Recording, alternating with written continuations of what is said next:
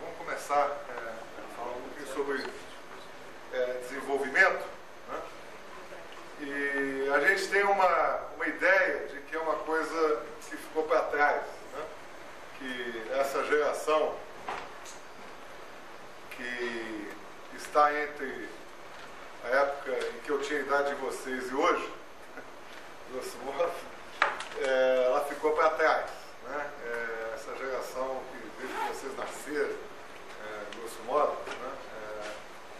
Essa geração não sabe que diabo que é isso aqui nesse país. Esse país, na geração anterior, experimentou uma transformação absolutamente fantástica, né? Ao longo de 3 décadas, o PIB foi multiplicado por 11 em termos reais, o PIB industrial por 16, a população dobrou, as proporções de pessoas vivendo no campo e na cidade se inverteram. Foi um processo de transformação que até aquele momento era praticamente sem precedentes na história da humanidade. Hoje a China possivelmente esteja nos superando, né? Mas é uma transformação gigantesca que a gente conheceu e que deixou um rastro, né? De lá para cá, desenvolvimento se tornou um termo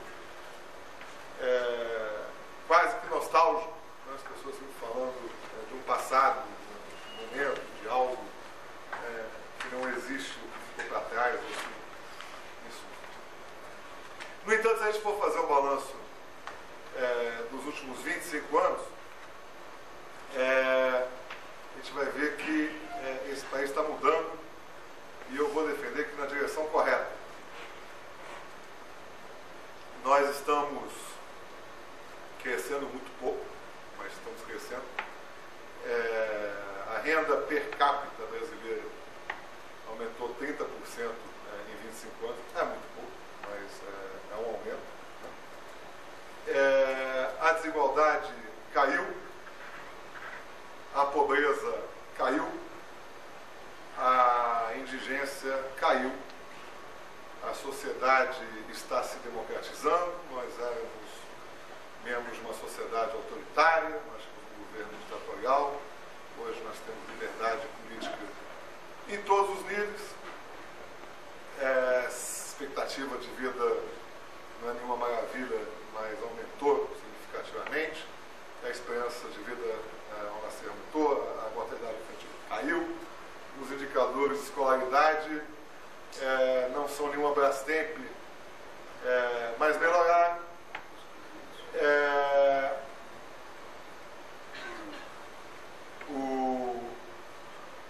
O acesso das pessoas a serviço, de uma maneira geral, estou falando de tecnologia da informação, telecomunicações, bancos e o que for, aumentou consideravelmente.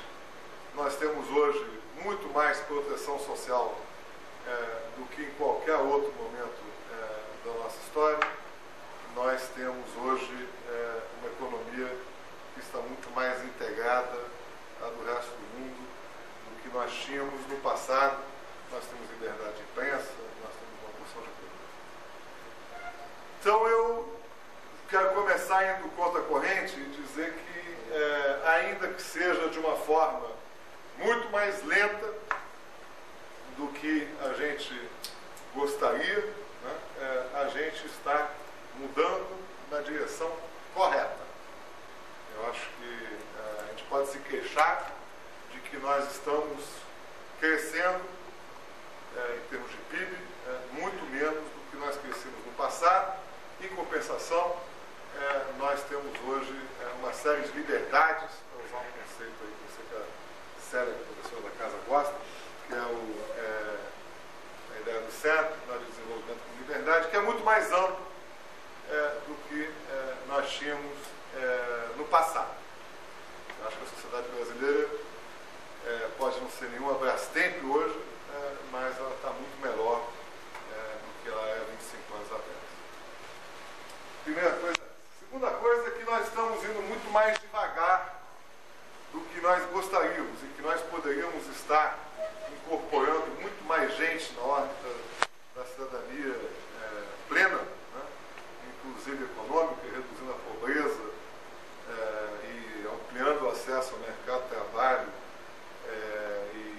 e tal, de uma forma muito mais consistente se nós estivéssemos crescendo mais.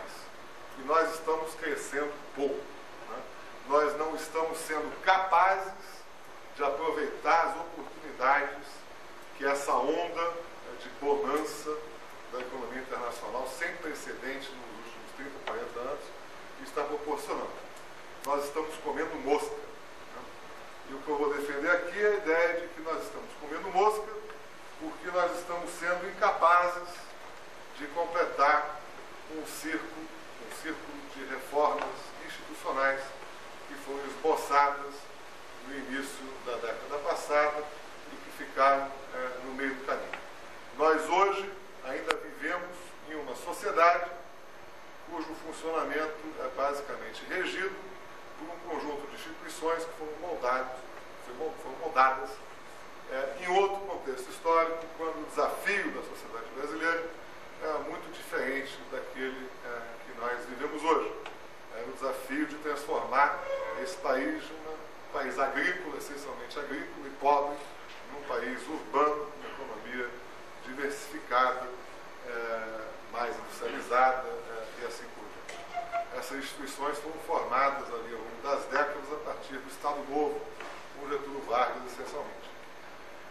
E fizeram o seu papel. Bem ou mal, elas conseguiram promover uma transformação extraordinária da economia brasileira ao longo de um período aí, de algumas décadas, em meados do século passado. Hoje, elas não se adequam aos desafios maiores da sociedade brasileira, que é o de democratizar mais a sociedade, que é o de ampliar mais o acesso à cidadania, em todas as suas dimensões, assim por diante. Então, nós não fomos capazes, basicamente, de entender, eu acho, um sentido maior dessas reformas. Houve aí um processo de venda e compra de fórmulas prontas, de receitas que pudessem, de alguma forma, funcionar em todo lado.